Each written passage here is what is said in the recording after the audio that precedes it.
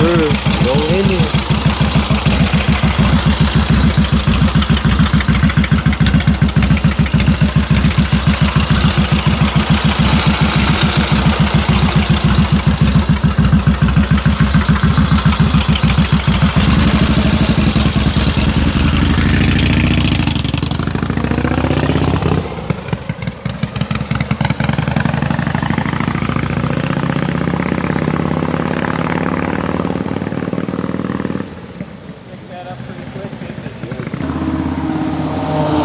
Nice country ride.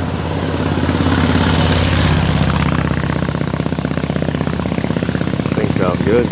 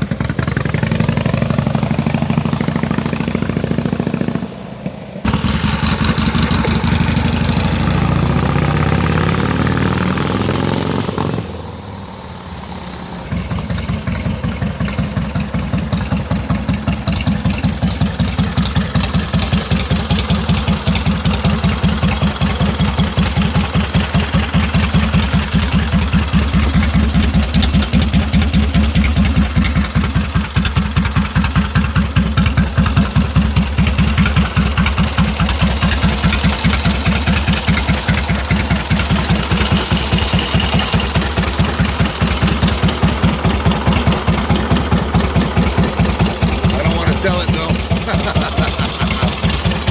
Wow.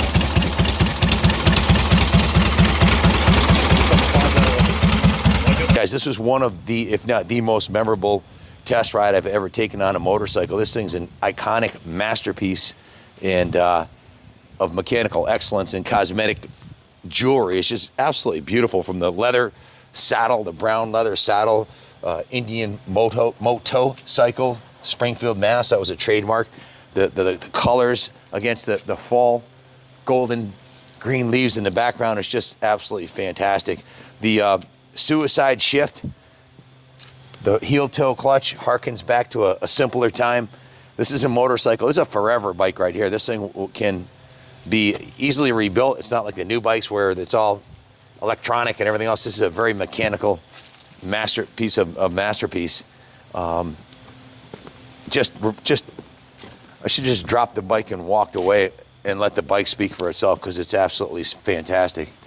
This 1937 Indian Chief is a 74 cubic inch or 1200 cc motorcycle, as they called it back in the day. It's a Concours quality restoration of an American icon. This was Indian's top of the line V-twin for 37, and it is a 3-speed 1200 cc world-class motorcycle. This has been restored from the frame up with no expense spared by my friend Randy, who's actually a neighbor of ours who lives in the same town as me in Tolland. And he used all authentic Indian parts wherever possible, and any aftermarket ones were by the foremost experts in the industry, and had the best Indian experts in the country help him build this. And I'll get into that later from his personal notes, from his notes. It's a matching numbers machine. Frame number's 337-381-MY. The engine number is CCG-381-MY. It's had 3 owners since new. It was restored from the frame up in 2008 and has very few miles added since. It's been on display here at the New England Motorcycle Museum since 2015. I actually called Randy before we opened the museum. I knew this bike. I said, Randy, we'd love to have this as a centerpiece of the display. And he said, yes. So we had a snap-on lift that I have that's in the museum. We'll have to show a video of it. That it's a $2,800 lift that we had custom painted to match. Or maybe it's I think it's $4,800. It's like the most expensive lift you can get, hydraulic lift.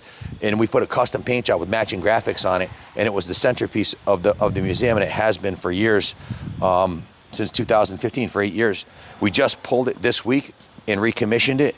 It really didn't need much at all, because when Randy parked it, he did it right. So we installed a new battery in it, added ethanol-free 94 VP fuel in it, and did a 100-point inspection of it by our senior tech, Bill Blythe, who's standing right there. He's 64. I've worked with him since I was 17. He's a few years older than me. He ran the local Harley shop for 17 years, so it's been handled by experts only since the restoration. It is absolutely spectacular and runs as new. It's being offered for sale. Sadly, Randy wanted to sell it, and we can't afford to keep it here, so it's being put up for sale. We'd love to keep it here. If we could, we'd be honored to keep it here. So the bike's being offered for sale. We have the clean, transferable Connecticut registration from Randy. We've got the spare keys, the recent service notes. We also have the Indian motorcycle parts catalog and the maintenance manual, which I'll show you in a minute. Take a look at this motorcycle. Just try to capture the essence of it on the camera. I don't know if the camera does it justice, but it's an honor to be here today.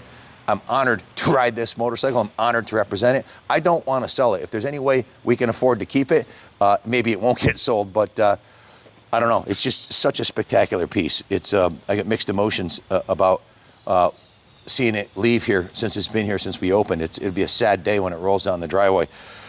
So the tin set on this was professionally painted. It is absolutely freaking stunning. The graphics, the pinstripes, everything on it, the colors are a 10. If you look closely at like the toolbox or the detailing work that's been done on it, or the battery box, it's just a spectacular motorcycle. As I mentioned, authentic Indian components were used wherever available, and high quality parts were used when they were not. All the parts were sourced from several sources, and I'll give them to you now. From Bob's Indian, the oldest Indian dealer in the country. Bob Marquez was an original Indian factory racer, actually. Jerry Greer Engineering from South Dakota, and Starklight Cycle in California, and Rocky's Antique Cycles Supply in Ohio. Those are the 4 preeminent vintage Indian part suppliers in the USA. The bike was restored with technical assistance from Robin Markey, Bob's son at Bob's Indian, and the bike was bought to Bob's to troubleshoot a charging issue that he had with it, because the Indian had changed the generator pulley diameter but never changed the part number. Only someone like Robin, arguably the foremost vintage Indian expert in the country, would know this. While the bike was there, he also went through the bike to assure everything else was running properly. After the restoration was complete, it was used a handful of times to participate in Pioneer Valley Indian rallies in the Berkshires. It's a strong running machine and a true Concours quality restoration. The definition of a Concours quality restoration. You're looking at it right here. I'm going to go over some of the comparable sales values just to give you an idea of what we're estimating the bike is worth. And then I'll go over some of the features that are significant of this particular motorcycle. The J.D. Power NADA #1 value for this bike today, we pulled off the internet, is $62,870. I had a local expert evaluate it. He thought it was worth around $62,500. Ironically, and he hadn't looked at I said, did you look at the J.D. Power number? And he said, no. I said, it's actually $370 more than that. He goes, well, it's pretty close. So it may be worth substantially more than that at auction, evidenced by, if you look online, you can go to Mecum.com and look under the completed auctions, and they list all of the comparable auction prices. That's where J.D. Power and the other experts that evaluate these get their numbers from. In Mecum Vegas 2022, the exact same model of this sold for $82,500. A 36 model sold at Mecum this year in Vegas for $57,200. The least expensive one we saw online from a reputable source was Mecum Monterey in 2018, and that was $47,000.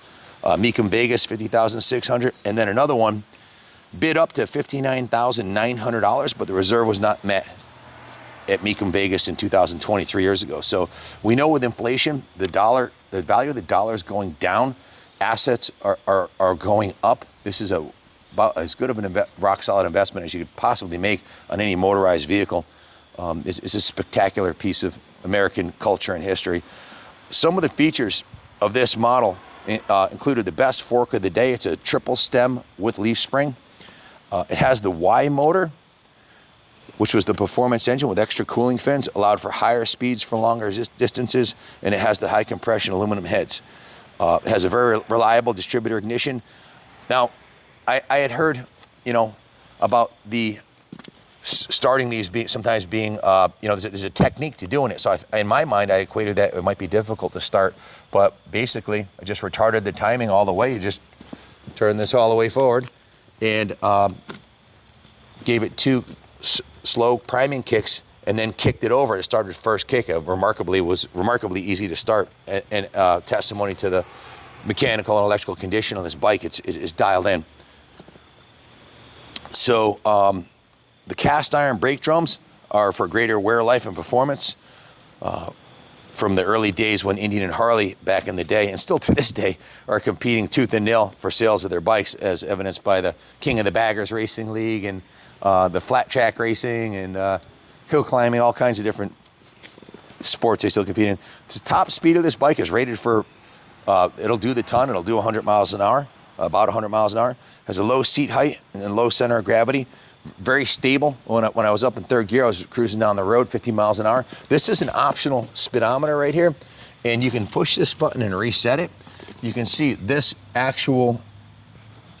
is the speedometer needle, but this gauge, this right here, shows the last highest speed that it was taken up to was 77.5 miles an hour. If you hit this button, it'll reset it. So if you let your son ride it, you'll know how fast he went, if you don't show him the reset button. So I don't suggest letting the children ride this bike unless you got an extra 60 grand you don't mind losing. So in any event, this is an outstanding opportunity to own a pristine 37 Chief. That's a museum quality piece. It's been on display.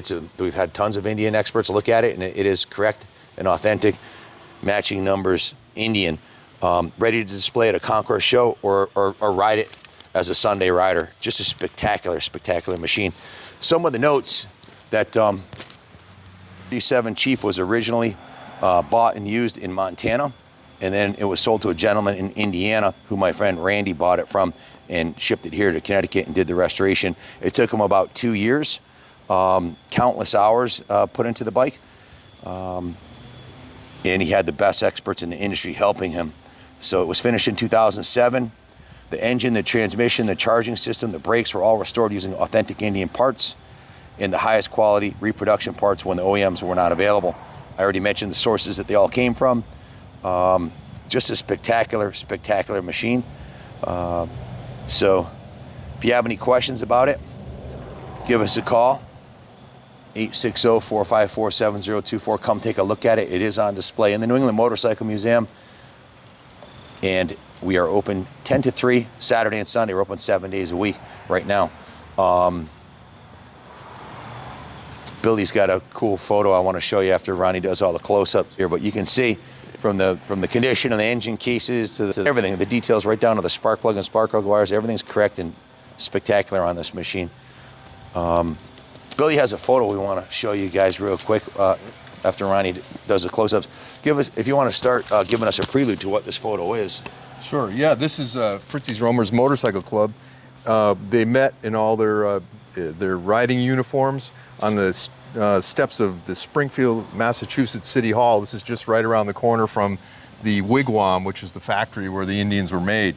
And Fritzy Bear, whose club this is his son, who's the mascot. This is Butch Bear. He's still alive and lives nearby. This picture's from 1934, right around the time when this 1937 Chief, this beautiful bike, was built. This is from the days when, like Ken said, Indian and Harley were going tooth to nail. This is basically an Indian club. Fritzy had a dealership.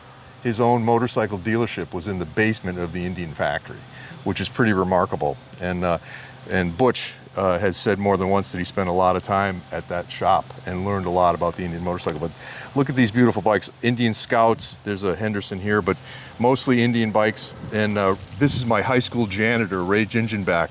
He's passed away long ago now, but he and I were well acquainted, and he hand painted some pinstripes and headdresses on the Indian motorcycles at the factory.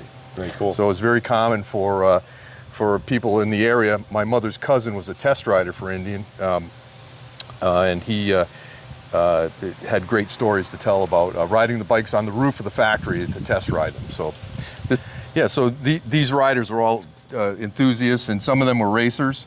But this picture is basically the closest street scene picture we have from the period, which really outlines how enthusiastic people were about the Indian brand in the area. Now, the Indian Wigwam was basically 20 miles from here. That's the factory where the bikes were made. So a lot of enthusiasm about Indian motorcycles here in Connecticut and Massachusetts. And this motorcycle is an absolute gem that represents that period perfectly, in my opinion. So. Check it out. We also have thank you, Bill. We also have the operation and maintenance manual from Indian, and this is something I'd really enjoy sitting down and reading. I've been collecting books from, well, the beginning of motorcycling. I have over 3,000 books that we're putting in a library in the museum. That's something we're working on. We've got all the shelves. We just have to put it together. We have all the components. So, but it's kind of like a basket case motorcycle. All the books are in boxes, and I got to unbox them all. It's going to take probably a week to do it, but we're going to do that soon. So, but I just love looking at this old literature, and this is a parts catalog for the Indian, 1939, 36 to 39. So it was 50 cents back then. 50 cents won't get you far today, but just a spectacular piece of moto history. Unique features that you Indian guys know, but the modern motorcyclists that see this may not realize this. This flips down, and this is a center stand, so you can change the rear wheel on the road or change your flat tire. And you don't have to, this hinges up, the whole rear fender hinges all the way up, so you can slide the wheel out the back and do whatever service you might have to do. So in the seat is a suspension seat. It has about it is a hardtail, but you got about 4 inches of travel there. So put a little bit of weight on your feet and let that 4 inches of suspension keep your spine floating in air. And the forks, the Springer forks give you some extra suspension, which is nice. And check out the exhaust cutout. This right here, this lever flips down, and it gives you an open exhaust header for racing purposes. Now, it's set about halfway closed right now for around town here to keep the peace, but it will be substantially louder when you open that up. Is there what's the name for that? Isn't his name right? Cutout. Cutout, exhaust cutout. So they used to call it, there was a slang term called snuffer knot, where they actually, I seen in Brazil called snuffer knot, snuff or not. Snuff or not. Just a wonderful motorcycle, and I think all of us, Bill Kelly, Bill Blythe, myself, the guys here at the older guys at the shop really have a fond admiration of this. Even Ronnie. Ronnie's, how old are you, Ronnie? 30. 30. Yes, so it's a bike that all generations look at it and are like, wow, you know. It's been one of the bikes in the museum that everybody takes pictures of, has their picture taken with it. And partially the color combo, partially the Springer front end, hardtail rear end, the big V-twin 74 cubic inch, and just suicide shift. It's a spectacular icon. Anyways, I could ramble all day about it. If you have any questions, give us a call. This is a diamond, and it's a family heirloom. This is something you pass on down through the generations. It's a generational piece that will never go out of style. Thanks for watching. God bless Indian Motorcycle Company, and God bless America.